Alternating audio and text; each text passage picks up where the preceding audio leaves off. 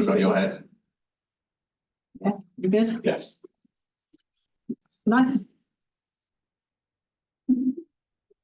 Nice to see everybody. Nice to be all here. Welcome to everyone who's joining remotely. I'm very pleased to welcome one of my ex-PhD students all the way from Canada. So Matt, come here today. He's going to be going for his graduation later, and those who want to, very welcome to join us at the pub afterwards to celebrate at the Victoria that's just around the corner. I just wanted to get that over before we start. And yeah, so Matt's going to talk about some of the work he's been doing since he started the IEU. Over to you. Great. Make sure that I'm on the camera.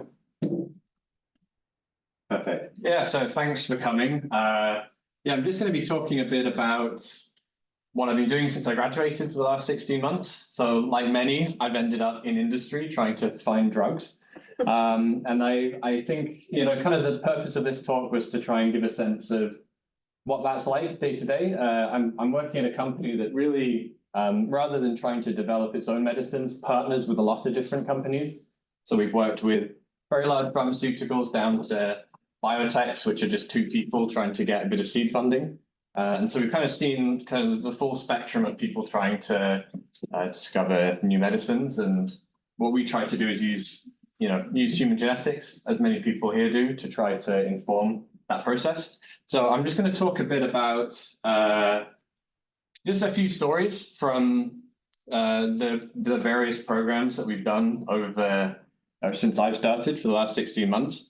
So it's become, as I've learned putting these slides together, it's very, very difficult to put a scientific presentation together when you're under like 20 confidentiality agreements and so there are a lot of black marks and things I've had to withhold. But as I mentioned, I'm hoping the goal of this talk is more just what that process is like of trying to leverage human genetics, especially with many of these companies who have little to no experience with it. So that's the goal. The science won't be that interesting. Maybe the whole talk won't be that interesting, but it'd be good to get a bit of feedback on that because, as I say, it's not the easiest thing to do. Okay, so again, I do have to say this, but yeah, any client confidential information has been withheld. So yeah, the brief background, I work with Kate in the IEU. I did my PhD here from 2018 to 2022, and I was mostly doing statistical methodology. So I've developed a few methods for selection bias and also Mendelian randomization. Along with my time here, I spent some time with another supervisor at the maths department in Cambridge. And then I did an internship at a very small, which is now not so small, company called Therapeutics in London. And they were also trying to use human genetics to inform their drug development pipeline. So then I moved back to Canada to be a bit closer to my family. And I had to get a job, obviously. So I originally moved back to Canada with a job at a startup that was using human genetics. And that job was rescinded a few weeks before I was due to start, which happens in startups. But what I found was there was a professor at McGill called Brent Richards, who some of you might be familiar with, and he had just started up this company, 5 Prime Sciences, the goal being to take some of the work that he had been doing in his academic lab on things like Mendelian randomization and try to bring that to industry to, sort of de-risk drug development. So I started there 16 months ago. I'm a senior scientist there. And a lot of what I do is run these client programs. So we'll partner with, as I say, a pharmaceutical company or a biotech. We also have partners in venture capital. And I lead scientific programs which run the full spectrum from really kind of niche bespoke work that we do with companies that have more of a presence in human genetics, down to really standard work with partners who have maybe have really no experience in that field. And I try to lead these programs through to completion. We started out very much as a fee-for-service company, so we would get paid X amount of money and we would deliver some results. And what we're doing now, we've recently signed a partnership with one of these big companies working on obesity medications. And this partnership now has kind of royalties for if we're able to successfully develop drugs. So we're trying to move more into, actually identifying targets and then moving them through the pipeline into trial. And that's kind of the growth strategy. But one of the primary contributions that we make as a company, we do good science. It'll be the kind of science that many of you are very familiar with. But a big contribution is just synthesizing and explaining results in simple terms to people who really don't have much of a background. You don't know what Mendelian randomization is, many don't know what a GWAS is, don't know how to interpret it, and trying to put those results in context, because many of our partners, are more familiar thinking in terms of animal models, and they want to say, okay, how much weight should I place on this GWAS versus this, mouse study that I've read? That kind of thing is half the battle, to be honest. Okay, so as I mentioned, what I'd like to do is just go through a few stories with a lot of stuff redacted that just give a sense of what it's like working in this sort of industry. So the first, and again, with the aim of kind of pointing to some of the strengths, but also some of the limitations of human genetics in drug discovery.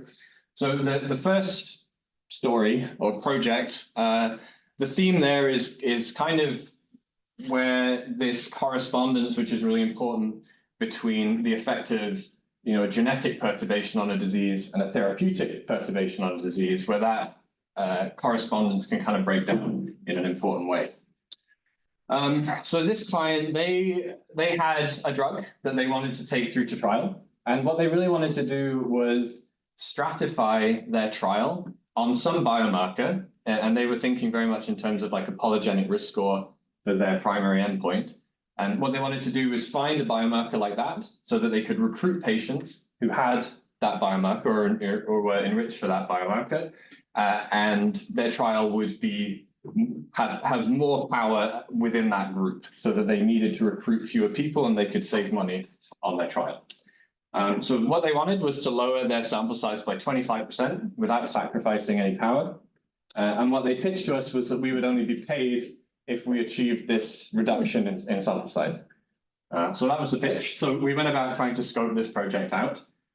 So I'll give a little bit of a sense of our thinking. So we might have, a illustrative trial that looks a bit like this. We have how many 24 people in each arm. Some people will get sick in the treatment arm, and some people will get sick in the control arm.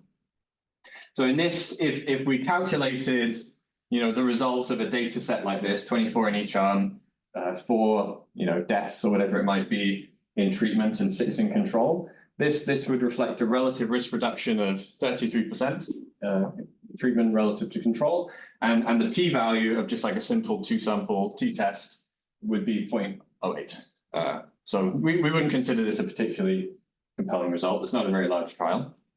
And what we wanted to understand is if I had a biomarker that I would stratify my trial on. So if I collected a different group of individuals who had this, maybe they had a very high polygenic risk for whatever the endpoint is, how would that, like, what would that allow us, or how would that allow us to increase power while requiring fewer individuals? So there's a couple of things.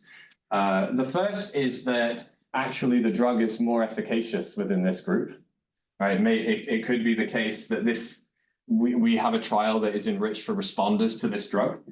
So we could have a trial here where we have the same number of people, the relative risk reduction is now 50% because this was one fewer person in the treatment arm died. And then we get a much small, the p-value from that test is much smaller. So this would be a more compelling result. The other thing that could happen is that we simply enrich the trial for the endpoint. So we could have people who are more at risk of the thing that we're worried about. And in this case, the relative risk reduction is exactly the same, right? But we can identify that effect with more power just because we're seeing more cases emerging. This is it's slightly like it's a more balanced trial for event versus non-event. So this is what we were thinking, like, okay, we have this biomarker, and this is a biomarker that could do some combination of increasing efficacy of the drug or simply increasing the event rate in the trial. So we did a bit of a simulation to calculate, okay, if we wanted to achieve a 25% reduction in sample size, how much of either would we need to achieve? So we have these quite nice formula for power calculations. And what we found is, if you increased the treatment effect by only about 15%, you could achieve this 25% reduction. Doesn't, it's not too bad. The other option, of course, would be to, in this case, we're thinking in terms of changing the outcome variance. So the variance of the outcome is lower if we enrich the trial for the endpoint that we want to measure. And if we can reduce that outcome variance by only about 13%, then we could achieve this 25% reduction. So we thought, okay, that's within the realm of possibility, maybe. And the other, so we realized, okay, we could potentially do this, but what we wanted to then figure out is if we could do this prospectively. So there's been some work done, which some of you might be familiar with, in particular, this paper here, and I think a couple others on PCSK9 inhibitors, where there was some retrospective analysis of the trials showing that kind of conditioning on, or among individuals who were enriched for polygenic risk for coronary artery disease, which was one of the endpoints, they had much higher relative risk reduction for going on PCSK9 inhibition relative to those with lower polygenic risk. So this was kind of the key figure in the paper, or one of them, showing the hazard ratio within the highest genetic risk group. There's much greater separation between placebo and treatment versus those in the lowest genetic risk category. And I think that this was what really motivated the client to reach out to us. So they saw this and they thought, great, like if we could, only have a trial among people with highest genetic risk, we wouldn't need as many people in our trial. So the challenge then was to try and think, this was obviously a retrospective analysis of a trial. So was there any way for us to do this prospectively? If all I have is a target, it could just be a gene. In the case of this client, it was just a gene. Is there any way that I could figure out what a good, would a polygenic risk score for their endpoint achieve this same result without actually having observed, the therapeutic effect of their drug? That was kind of the challenge. So one of the first things that we tried, I probably shouldn't skip to this yet. One of the first things that we tried was to see whether we could produce a result like this observationally. So we turned to UK Biobank and basically took people who were on blood pressure lowering medications and cholesterol lowering medications, and then checked whether, I don't remember exactly, we checked whether it was their LDL at the UK Biobank follow-up among those who had just gone on cholesterol lowering medications conditional on some kind of like baseline variables. I mean, this was an observational study, basically. Just trying to see whether people's LDL dropped more between baseline and follow-up among those with higher polygenic risk for LDL cholesterol.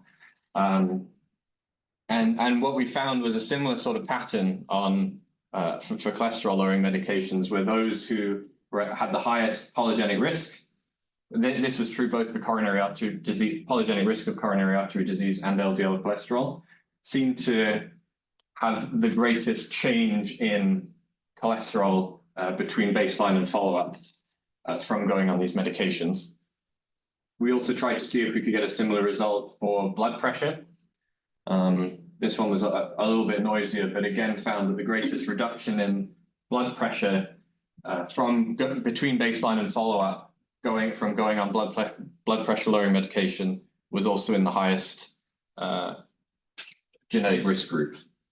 So we thought, okay, again, this is an observational study with all the caveats involved, but it was interesting that we could achieve a similar pattern to what was found in the retrospective analysis of the trial. Then the challenge, as I mentioned before, was that we didn't have any clinical data on this client's target. So we had to proxy it somehow, right? So what we tried to do, and I'll preface this by saying this is where things sort of broke down a little bit, is we tried to say, okay, we're still working with PCSK9 because it's a very nice target and it's very well characterized. So if I don't have, clinical data on PCSK9 inhibitors, if I could construct, say, a genetic predictor of serum PCSK9 level, say from using all the cis variants at that locus, to try and mimic PCSK9 inhibition, right? Say, okay, maybe people who have, genetically lower PCSK9 levels are sort of like people who have gone on a PCSK9 inhibiting medication versus those who have genetically elevated PCSK9 levels. And then what we're trying to do, the biomarker is this polygenic risk score for coronary artery disease, same as the retrospective analysis of the trial, but removing the whole PCSK9 locus. So it's basically polygenic risk for CAD without PCSK9. And then what we tried to do is test whether this mimicked effect of PCSK9 inhibition on frequency of major coronary events differed among people, the higher strata of CAD risk versus lower strata. So basically, same sort of idea as this retrospective analysis of the trial, but just done observationally with kind of a genetic proxy for the drug, as best as we could do. And this is where things kind of didn't work. So this was the cumulative hazard of coronary events in UK Biobank over, about a 10-year period. This is among the people in the bottom 20% of CAD PRS risk, and then we have highest PCSK9 versus lowest. And obviously there's a difference. People with higher, with elevated PCSK9, genetically elevated PCSK9 had a higher risk of coronary events. But this didn't really differ meaningfully among those in the highest, middle, and bottom CAD risk, like what we saw with the retrospective analysis of the trial. Because essentially what we're asking with this question, we're looking for a gene-by-gene interaction in some sense, right? We have a genetic predictor for PCSK9, there's some genetic predictors for coronary artery disease, and what we're asking is if there is an above additive effect of PCSK9 as you have more CAD risk. And the gene-by-gene effects are we haven't come across them very often, so I wasn't too surprised that this didn't work very well. But this was kind of a challenge that we've come across several times, where we have something that we'd like to understand therapeutically. In the absence of the drug, we try to use genetic proxies, and often that analogy breaks down. So, the takeaway for this one for us was that it was interesting. We were able to replicate observationally the interaction between existing drugs and polygenic risk scores for their clinical endpoint, same as the retrospective analysis of the trial. But in the case that we would need for this client, where we don't actually measure the drug itself, this kind of interaction broke down with the use of genetic proxies. So this program, I think the clients were pleased with the effort we put in, but the program is still in what we call ideation stage, maybe optimistically, because we still have to work through that problem. Anyone with any ideas, please pitch it. Okay, so the second story I wanted to go over is, like pQTL, Mendelian randomization, or cis-pQTL MR has become very common. There's a lot of papers published using this now.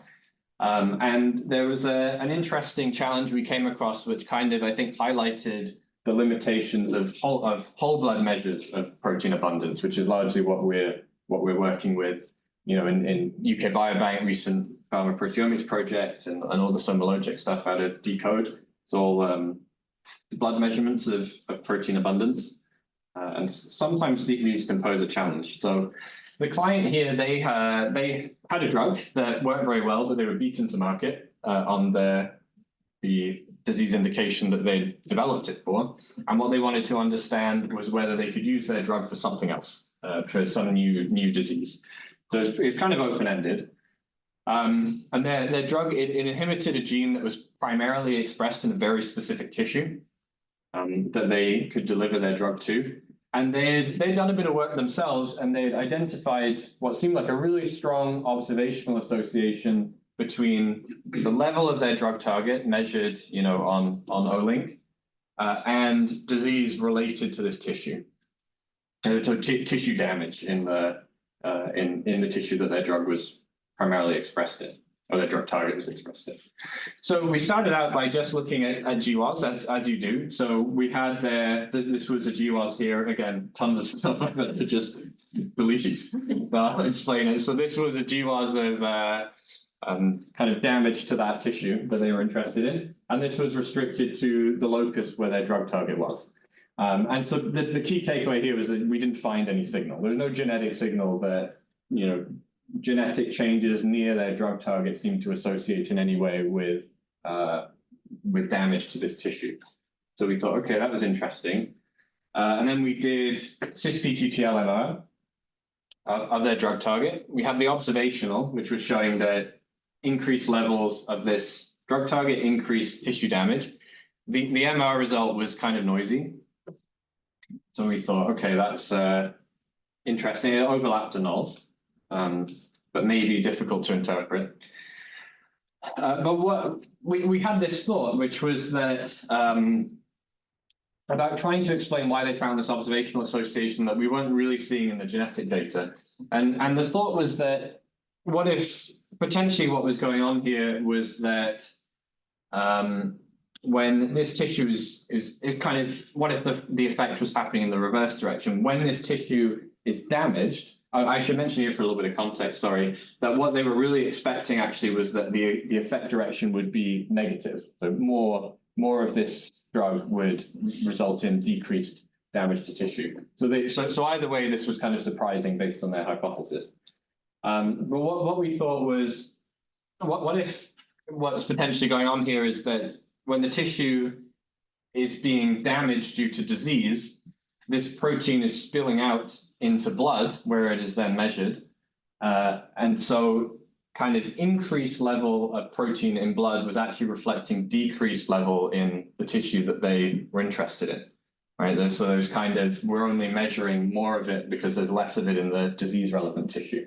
And that could potentially explain this opposite, the observational effect being very strong, but in the opposite direction to what they were interested in. So what we did was then a kind of reverse MR, where what we had, which is quite nice in this example, is a really strong positive control, which was a protein that was, again, very specific to the tissue that they cared about and was actually used as a biomarker for damage to that tissue. And so we found, again, using MR, that if you have an increase in tissue damage, you see, as you would expect in this middle line here, more of this biomarker measured in whole blood. That's why it was a good biomarker for tissue damage, because when the tissue is damaged, you see it in blood. It's very easy to measure. And then what we found for two measures of their drug target, which I blanked out, was that the effect, was not only in the exact same direction, it was actually a very similar magnitude to this existing biomarker. So what we were kind of finding here was that, it's consistent with what we were expecting is as this tissue is damaged, you are seeing more of this protein in blood simply because it's spilling out of of the tissue that's relevant to disease. So what this kind of offered was it explained why we weren't seeing the reverse effect, why we weren't seeing evidence that their target was causal for this disease. But it also kind of helped to explain why they had seen this observational association. It wasn't really coming from their target being reducing tissue damage. It was actually just the opposite direction. Their target was simply acting as a biomarker for this disease, same as existing biomarkers. So what we could kind of deliver to this client, which I think they found helpful, it stopped them taking it through to they were going to do a phase 3 trial on this. I think they ultimately decided not to, was that, we found we didn't really find any human genetic evidence to support repurposing this drug to other indications, including damage to that tissue. But what we could show is that the reverse MR produced a nice explanation for what they felt was a counterintuitive observational association between their drug targets and the disease they were interested in. But this has also made us a little bit more aware that, and this might be obvious to many of you, but it was somewhat of a revelation for us, that, these circulating proteins don't always describe relevant disease biology. In fact, there could very well be an inverse association between level of the protein in blood and level of the protein in the tissue that you're interested in. And that can be quite confusing if you're not aware of it. But yeah, ultimately, I think we were able to deliver a reasonable result for this client. And the last one is this. So this was an interesting one, which was a drug target for a metabolite target rather than a protein or gene. So this client, this was one we worked on quite recently. So they had a safe and really effective therapeutic modality for a class of metabolites, and they wanted to understand basically what they could be used for. They kind of came up with the drug before they came up with what it might be useful for. So they came to us to help them understand that. Again, they had some ideas that they wanted to confirm. So these metabolites were useful because they were measured in circulation on the Metabolon platform.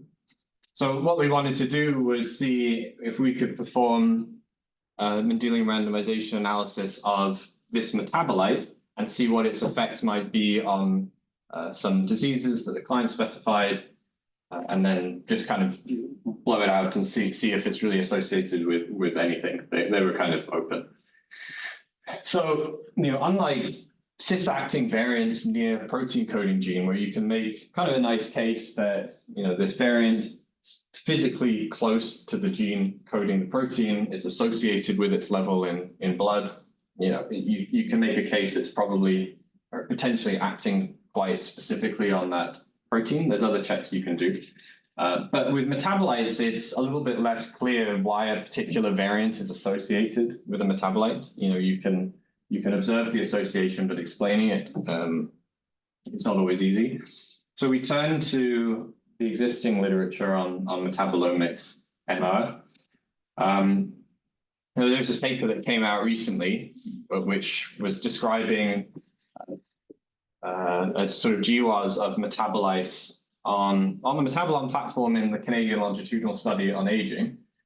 And they had also done some MR analyses where they had to select instruments for metabolites. And we thought, okay, well, let's start off here and see what sort of checks they ran. One of the main checks that they ran was checking, sort of restricting their instruments only to those which were near genes coding enzymes and transporters that were on that metabolite's pathway. So the idea here being, you might have you have a variant, and we suspect it's acting upon an enzyme that is important in metabolizing this in this metabolomic pathway, and that could be a reasonable argument that okay, it's specifically acting on this pathway, could be a good instrument. So we thought, okay, that's reasonable enough.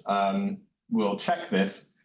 What we found for this particular subclass of metabolites that the client was interested in was that these, I think it's okay enough for me to say that these were within the lipid superclass. So there's tons of lipid subspecies, loads of them, and these the enzymes and the transporters that were annotated for these metabolites were really just generally involved in lipid metabolism. So if we restricted to genes that were in this pathway, it is almost as though we're kind of selecting in some sense for pleiotropy, because we know that these enzymes are involved in the metabolism of a whole load of lipid subspecies. It's very unlikely that they're acting specifically upon the subclass that we cared about for this client. So we thought that's an approach that we didn't have a lot of trust in. The other thing that the existing paper did was basically do a metabolome-wide scan. So take a variant associated with each metabolite and see, is it associated with all the other 1,000-odd metabolites measured on this platform, and only keep those only select instruments that are specifically associated with one metabolite and say, okay, it's associated with this metabolite and nothing else. So that's a little bit, stronger case that this is a reasonable instrument. Problem that we had in that in that approach was that we had a class of metabolites that the client's drug acted upon. And many of these had essentially identical genetic architecture. Like they all had largely the same underlying variants were driving levels across this subclass. So we were never going to have a variant that specifically acted upon one. They were always going to act on them all as kind of a group. But we did take this approach of checking, the variants that were associated with this client's metabolite. What else are they associated with? And we found a few, again, I've had to kind of get rid of everything interesting, but we found a few, there were 2 variants at 2 genes that had some really nice properties. So this variant here, the green were the client's metabolites and red are just a whole load of other ones. And so we had this variant here, which was extremely strongly associated, again, with this very specific subclass, and essentially nothing else. So there were a few in there, and it was the metabolites the client was interested in. They could be broken down in a few ways. So this was kind of one group, and so we thought this is really nice. We have this quite a clean association with this specific subgroup, a subgroup of a subgroup, and essentially nothing else near this gene. And then we found this other gene. This one is slightly less clean, but we found this other gene where again all the top hits were now a different subgroup of the client's, the subclass we were working with, and that was also associated with essentially nothing else on metabolite. So there is 1,000 odd, metabolites that we measured this against. So we had these 2 quite nice variants that we thought, it's as good a reason as any to view them as instruments if we're going to, if we want to get some results. And yeah, so obviously we did a bit of a dive into the genes that the variants were on. I think they were introns for these 2 genes. And there wasn't a ton of literature. There was a couple of mouse stuff, like some knockout things, but we could see that these were plausibly involved in the metabolism of this metabolite subclass. There's reason to think that that these genes were relevant. So we had some biological motivation. We had done a scan of the metabolites that we were able to measure, and we ended up with these 2 instruments acting upon 2 non-overlapping groups of metabolites that we thought, okay, this is sort of reasonable. And the fact that these instruments, acted upon you can think of them as multiple exposures. It doesn't necessarily invalidate MR as kind of a study design. What it means is that we simply wouldn't be able to disentangle which specific metabolite was driving any causal effect. All we could say is this variant is acting similarly upon this group. If that variant was also associated with disease, then if we believe the MR assumptions with respect to that group of metabolites, all we could really say is there's some signal within this group that appears to be relevant for disease. We don't know which metabolite it is. We can't, we have to be clear to the client, we can't tell you that. But we could, if we see a disease signal at this variant, then we have some reason to think that, these metabolites might be relevant. And one interesting thing, because obviously there had been some other work done, some MR work on these metabolites that we were interested in. Now, I hadn't done these screening steps. And what was interesting is that, we picked up these other potential instruments as well. That these variants were all located near genes known to be highly pleiotropic, especially within the lipid class. And if we included these variants as instruments alongside the ones that we had more kind of specifically selected, this really dramatically altered the MR estimates, right? We picked up a whole load of additional diseases that were driven by these other instruments that, you could do your MR, you could do some sensitivity analyses and so on. Those signals would all still be there. but just based on, diving into each of those variants and trying to understand them, we thought it's quite unlikely that these variants are good instruments for these metabolites. They're acting, these are genes that are acting all across a whole load of different lipid subspecies. Many of them are already well characterized to be driving some of these diseases. This client had been working with some academic partners, and they were asking us, and this took up a big chunk of the project, was why are our results so different from these results that we've gotten elsewhere, and is there any way to reconcile them? And I'm really like the only difference here, we were using largely the same data as well. It did just come down to instrument selection. It was which instruments do we have confidence in versus what had been selected in other studies. And that was really the only difference. So what we ultimately found, much to their disappointment, again, everything's gone here, but we had used 2 different data sets for metabolites. That's what the shapes represent. And then the colors, I mentioned there were these 2 subgroups of metabolites. Each variant or each instrument acted upon the one. So that's what these 2 represent. And then the outcome here was the disease they were really keen on, that they thought that their drug was gonna affect. And we found just consistently across all different ways of characterizing this disease, there was really no effect implied by these variants. But had we selected other variants, we found extremely strong signals for this disease. We just simply weren't confident in. So I mean, the takeaway here is, and it's not like we've turned this into a science or anything. It still feels very much like just a bit of a judgment call case by case. But instrument selection for metabolites is really difficult, really context dependent. But we think it is, again, it's just drawing upon whatever you can, whatever literature there is and tests you can run. It is possible to, in some cases, identify instruments from metabolites that are compelling. The evidence we presented here, I'm sure it's possible to poke holes in, but I suppose about as good as we felt we could do. But this client program is actually really successful, so we're currently negotiating with them about a much larger partnership. And I think part of that was just care in the analysis. It is always appreciated. So I don't know. I think I've kind of blasted through this presentation a lot faster than I thought I would. So I apologize if I end a little early, but maybe you guys will have some questions.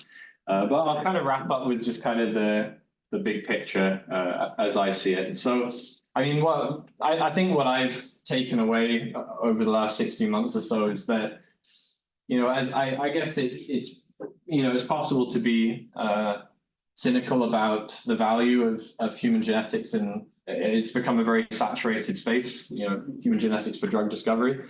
In some areas it's become saturated, but what we've certainly found is that it's still extremely underutilized across much of the industry.